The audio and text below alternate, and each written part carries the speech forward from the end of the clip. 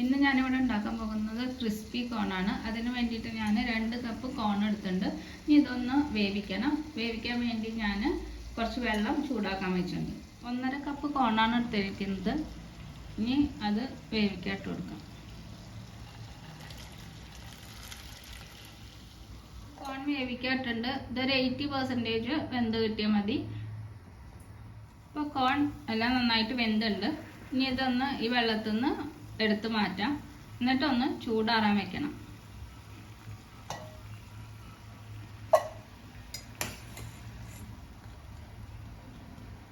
ഇപ്പോൾ കോണൊക്കെ നന്നായിട്ട് ചൂടാറി കിട്ടിയിട്ടുണ്ട്. ഇനി ഇതിനൊരു കോട്ടിങ് ഉണ്ടാക്കണം. അതിന് വേണ്ടിയിട്ട് ഇതിലേക്ക് കുറച്ച് ഉപ്പിട്ട് കൊടുക്കാം. പിന്നെ 1 teaspoon ginger garlic paste, teaspoon pepper powder. ഇതൊന്ന് നന്നായിട്ടൊന്ന് മിക്സ് ചെയ്യാം.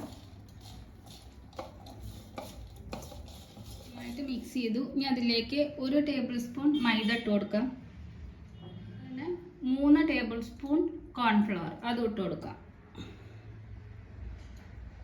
ഇത് നന്നായിട്ടൊന്ന് മിക്സ് ചെയ്യണം. ഓരോ ഇതിലും നന്നായിട്ട് കോട്ടായി കിട്ടണം. എന്നിട്ട് ഇതൊന്ന് ഫ്രൈ ചെയ്തെടുക്കണം. നന്നായിട്ട് പൊടിയൊക്കെ നന്നായിട്ട് നമ്മൾ കോട്ട് ചെയ്ത് വെച്ചിട്ടുണ്ട്.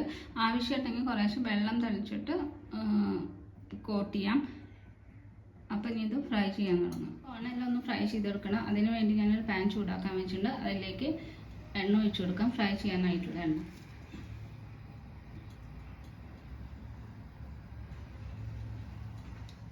ഇനി ഇത് ഫ്രൈ ചെയ്യാൻ തുടങ്ങാം. അതിന് മുമ്പ് ഇത് കുറച്ചെടുത്തിട്ട് ഈ അരിപ്പയിൽ ഒന്ന് ഇട്ടിട്ട് ഇതിൽ അധികമുള്ള പൊടിയൊക്കെ ഉണ്ടെങ്കിൽ അതൊക്കെ ഒന്ന് അരിച്ച് മാറ്റാം.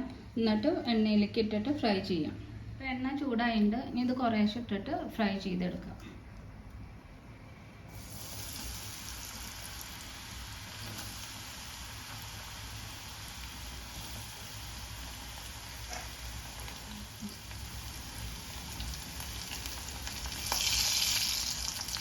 ഇതൊന്ന് കുറച്ച് നേരം ഒന്ന് അടച്ചു വെക്കാം.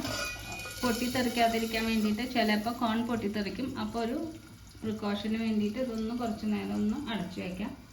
ഇനി ഇതൊന്ന് തുറക്കാം. അധികം നേരം ഒന്നും അടച്ചു വയ്ക്കേണ്ട ആവശ്യമില്ല. 1 മിനിറ്റ് ഒന്ന് അടച്ചു വെച്ചാൽ മതി. എന്നിട്ട് ഇത് മീഡിയം ഫ്ലെയിമിലിട്ടിട്ട് വേണം കുക്ക് ചെയ്തെടുക്കാൻ. അപ്പോഴേ നന്നായിട്ട് ക്രിസ്പായി കിട്ടുള്ളൂ. ഇപ്പോൾ ഇതായിട്ടുണ്ട്. ഇനി ഇത് എണ്ണയിൽ നിന്ന് എടുത്ത് മാറ്റാം.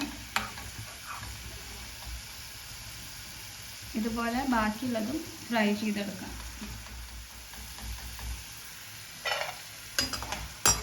ഇനി ഇതെല്ലാം ഫ്രൈ ചെയ്തെടുക്കാം. അതുപോലെ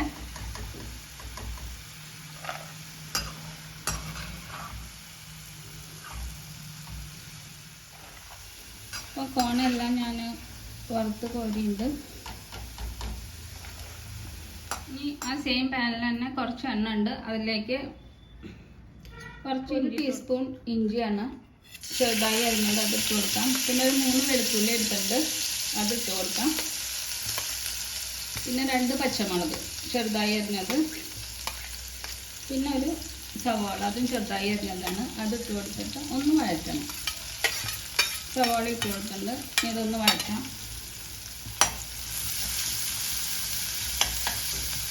2 മിനിറ്റ് നന്നായി വഴറ്റിയിട്ടുണ്ട്. ഇനി അതിലേക്ക് ഒരു ചെറിയ കാപ്സിക്കം ഇട്ട് കൊടുക്കാം.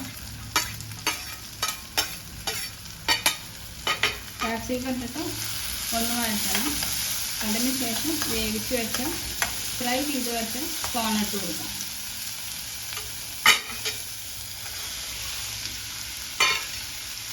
ഇതൊന്ന് നന്നായിട്ടൊന്ന് മിക്സ് ചെയ്യാം.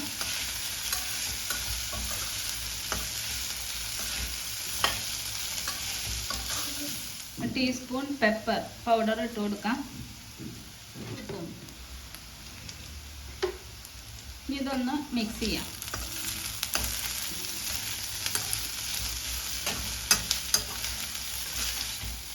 ഇപ്പോൾ ക്രിസ്പി കോൺ തയ്യാറായിട്ടുണ്ട്. അപ്പോൾ എല്ലാവരും ഉണ്ടാക്കി നോക്കണം. ഇഷ്ടപ്പെട്ടാൽ ലൈക്ക് ചെയ്യണം, ഷെയർ ചെയ്യണം, സബ്സ്ക്രൈബ് ചെയ്യണം. Thanks for watching.